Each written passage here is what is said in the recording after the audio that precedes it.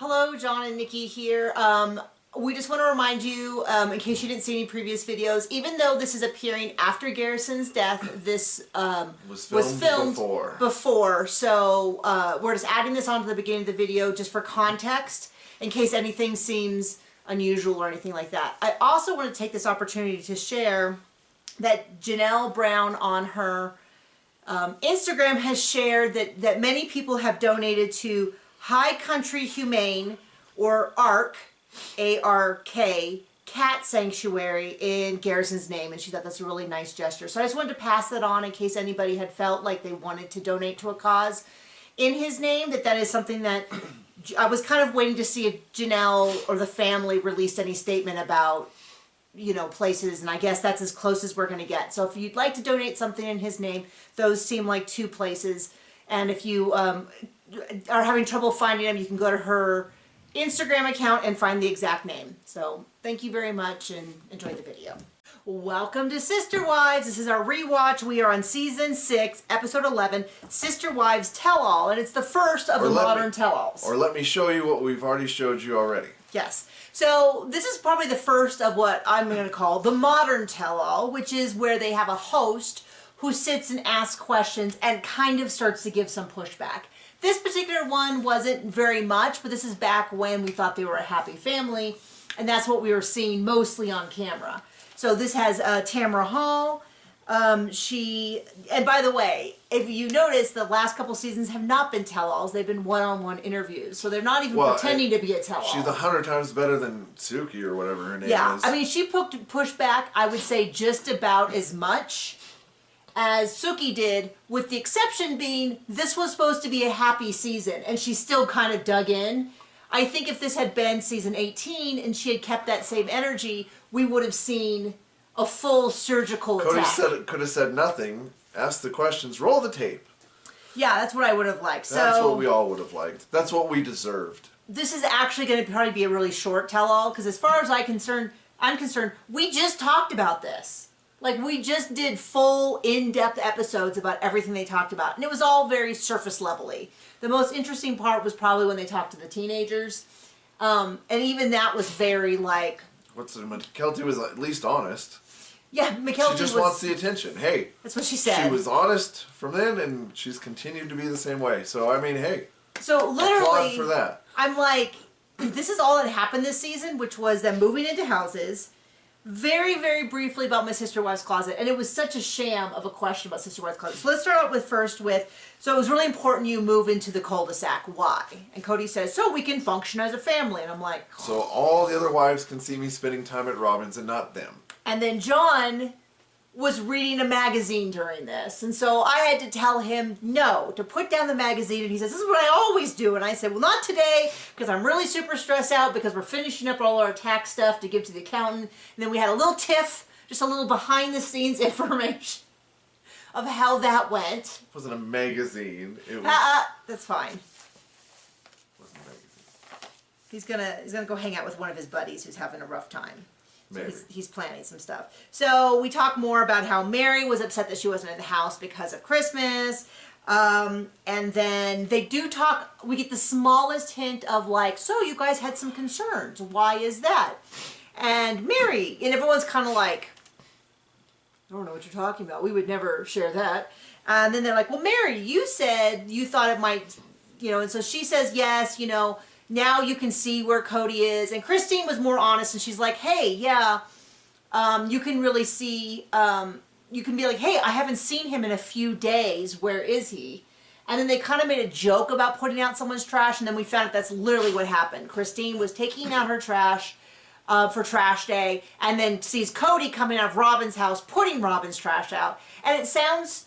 on the surface, it sounds so, like, mild, like, all that Christine freaking out because Cody helped Robin.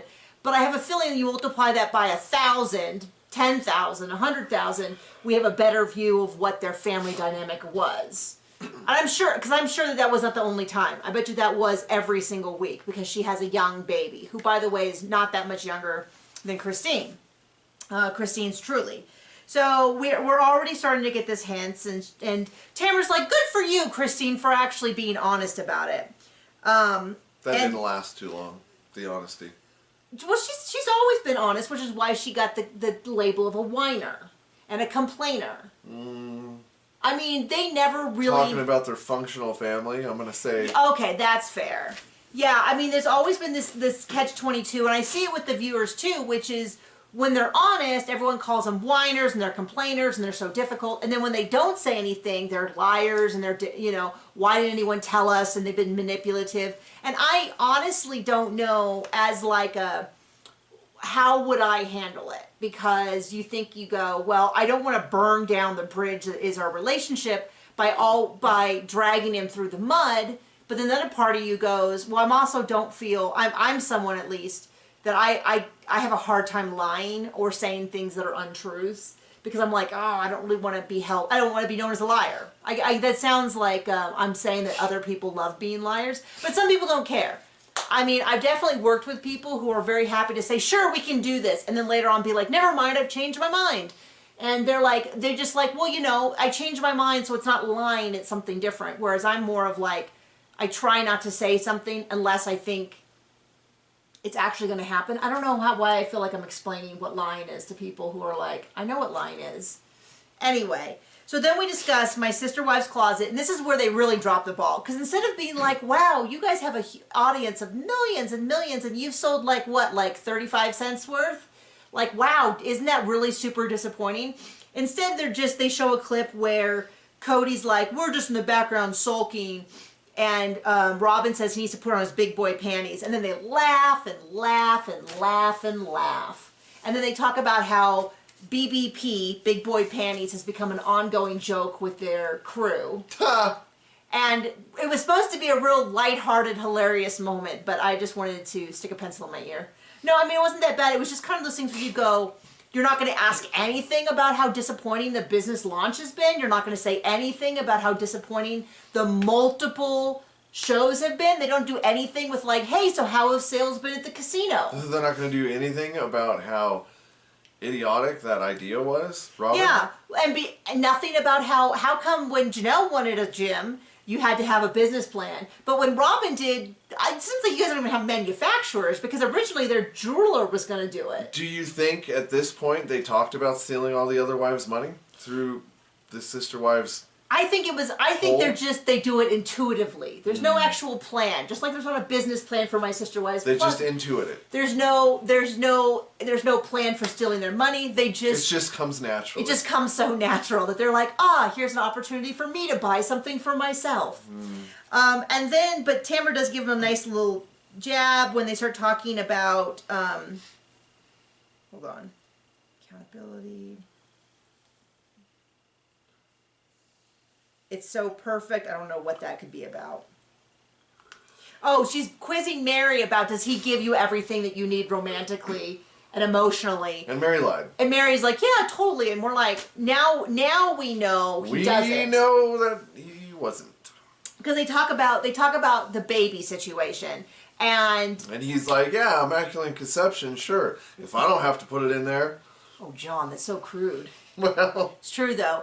And Tamara calls Mary out on like, the decision did not look mutual to me. Because it wasn't. And then they just kind of gloss over it. Same with them talking about the therapy thing. And Tamara just flat out says, you know, I believe that you guys have an affinity for one another or something like that, but I'm not convinced that you guys are actually friends. And they don't really do a good job of convincing because they won't even say who they're close to. Only 2 of them were really friends. Well, and what's funny is they pretend like they're, you know, Christine does this whole like diplomatic, like, oh, some days I'm closer with this and that.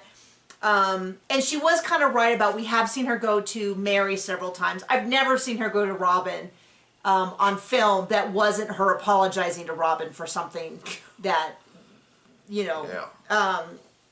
But it would have been, you know, but it's like funny because sometimes they'll very honestly be like, Mary and Robin get along better, and then Christine and Janelle have a lot of history because their kids are really close. And then other times they're like, no, that's a lie. We're all even. It's super equal. And to me, that's a little bit of like, thou doth protest too much. Like it would, I'd believe more that they were friends if they were just honest about like, I've known them longer, so I'm not as close. And Mary being like, Robin and I have gotten super close because, you know. Yeah, but see, that's a lie. Mary went after Robin to get to Cody, but Robin never reciprocated. Yeah, she did a little bit at first. She acted as a middleman between Robin, Cody, and Mary. Well, she speaks Cody. Yeah. And then they had this whole thing about Robin. Did Robin's background bother anyone? And Janelle's like, no. And I guess they mean the fact that she wasn't a virgin when she got married to her first husband. And then Tamara's like, well, then Cody says, no, I saw her as a pure woman. I thought, that's not what you told us before. Which is not what he said to get into her panties. I mean... Well, what he said originally was that he saw she was divorced and was like, ooh, gross, divorced. Which is a whole nother issue. I mean, it's funny because neither of these make him look very good. And then Tamara says that she cried when she watched Robin's purity talk. And I was like, oh, Tamara, put it away. Like, that is not... I mean, I cried too, but because I had to watch it. Well, I mean, my thing about it was like just the effect on the kids who were products of that union and how she goes on and on about their dad. And I just feel like I am no expert in divorce, but I kind of feel like I've heard enough people who are experts on divorce talk about not bad-mouthing the other parent. And, you know, their psyche, and especially poor Dayton, who was the product of that union, that forced them to get married. And it just is one of those things where you just go, you can go watch the video where we discuss that in depth about all the sort of the icky things about that. So then they talk about some of the kids at school call Cody a pimp, and then they're like, oh, you don't even understand. And I'm like, I mean, you know, I don't know. When they get real sanctimonious about like, we're so much better than all these other people, I kind of feel like you got to be able to, I would respect you more if you could step back and just be like, you know, I get it, because they see it as being just being able to sleep with 4 different women, and, you know, it's a lot more than that, but I understand their confusion, but it's always very much... At that time, it wasn't even that. I know, he was only sleeping with 3. But it's also kind of like, I don't know, the whole holier than thou thing, it just kind of gets me about, you know, because I kind of go, yeah, it did seem to really benefit him. He got to have multiple wives. He got to skate out whenever there was hard work to do. You know, this whole, like, he had to provide for all of them. Well, they were really, really poor and filed bankruptcy several times. So it seems like maybe he wasn't providing for all of them. Not that being poor is a sin, but it's just one of those things where you just kind of go, I don't know, maybe the kids kind of have a better handle on what's happening. And... not to brag, but I've seen a lot of Seeking Sister Wives, and we see that same storyline play out more often than we don't. I think the Winders were the only family where the husband was really like, I don't know if I want more wives because I don't feel like I'm getting enough time already. You know what I mean? And I was like, I mean, I'm not gonna put him up on a pedestal, but he seemed to be the only one that I would like, I don't know, want to go to a meal with and not just be totally skeeved out by how gross he is. Right. Do you know what I mean? Yeah.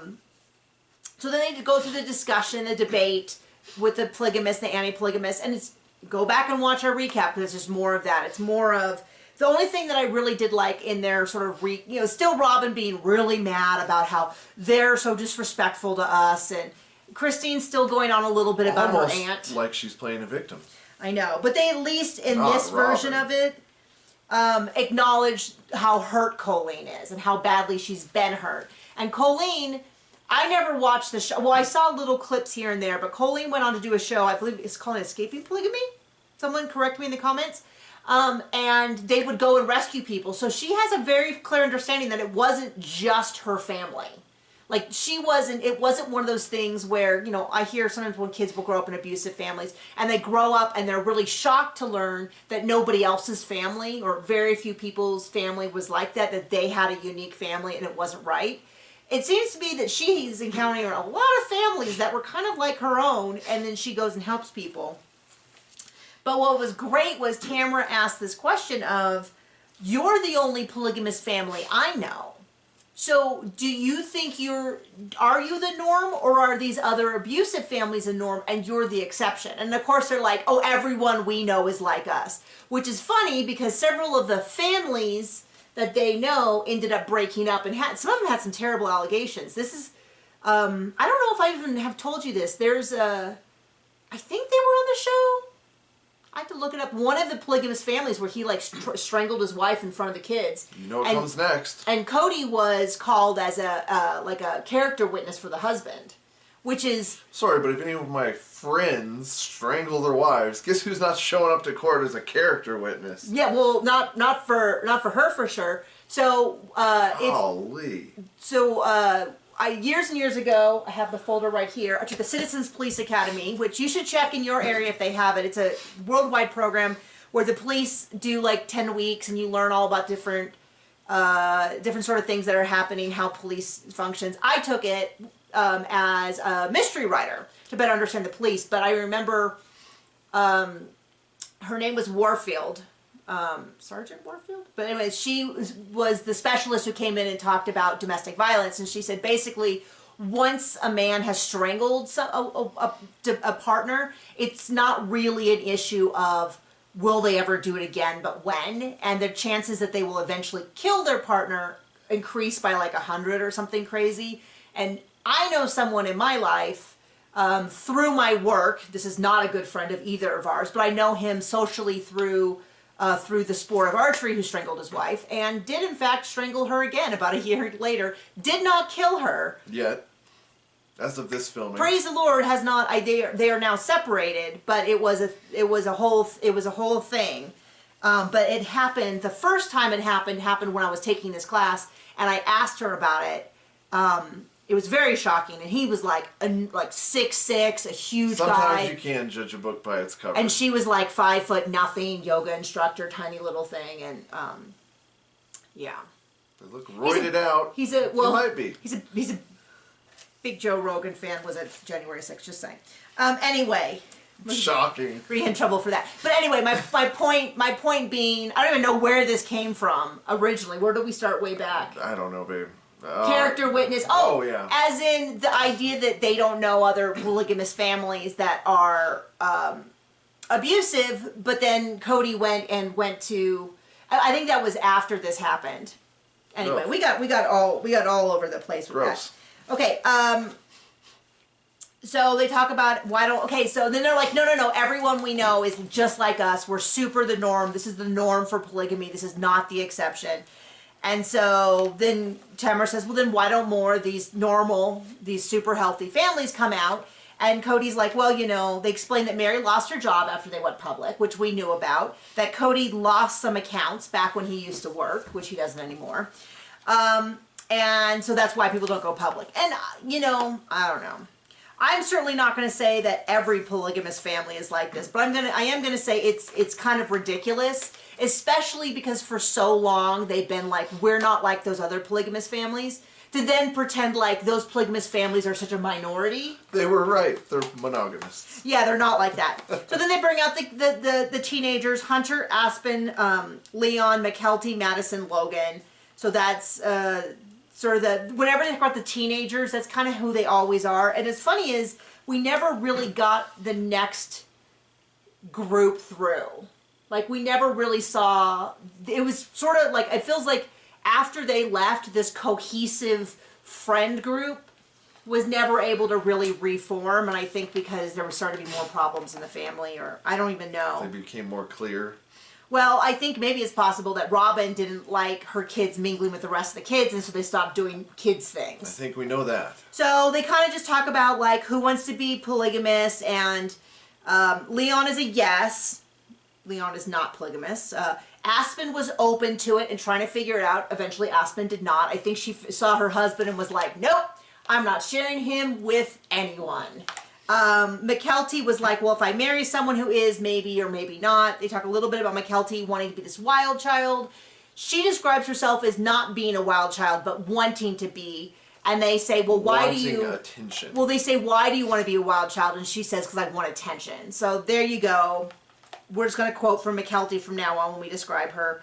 They ask, and then they say, who doesn't want to be? And Maddie is like, no, never, absolutely not. I want to be a monogamous. And Logan's kind of like, yeah, that's not for me either. And the Hunter's like, I don't want to think about it. As far as I can tell, neither Logan nor Hunter have ever shown any interest in polygamy. And in fact, Logan lived with his girlfriend for a real long time. They're married. It sounds like they don't have any interest in having children. He already had, like, what, 16? Yeah, I mean, he already raised a family. And then Hunter, as well, is still single. It's great. They ask about a fifth wife. Cody really hems and haws, and Christine is flat out like, no, there will not be a fifth wife. Tamara says, oh, so it's a group decision? And I'm kind of like, yeah, they pretend it's a group decision, but I don't think it's really a group decision. It does not seem like a group decision. It's Robin's decision. It seems like, I mean, I would be interested. You have a theory that if Robin told Cody he had to get another wife, he would do it? Yeah. I don't think he would. I don't think he even likes women enough. Well, at this time. I don't know about now. Oh, now, okay. I thought you meant now he still would. No, and I don't know. The one thing I think would get Cody to consider courting a new wife. I know I'm doing a lot of quotes, but as in like he's not actually looking for another wife, but he pretends to. Is if the show was like, you need to have something. We need some kind of storyline. Yeah, watching you and Robin be happily monogamous after all the wives left is not doing it for the audience. I could see them starting the courting process and not actually courting someone, but pretending to and doing whatever. You know what I mean? I don't know. So we'll see. Thank you for joining us for the tell-all. I know it wasn't much of a tell-all, but we did our best. Okay, thanks. Bye.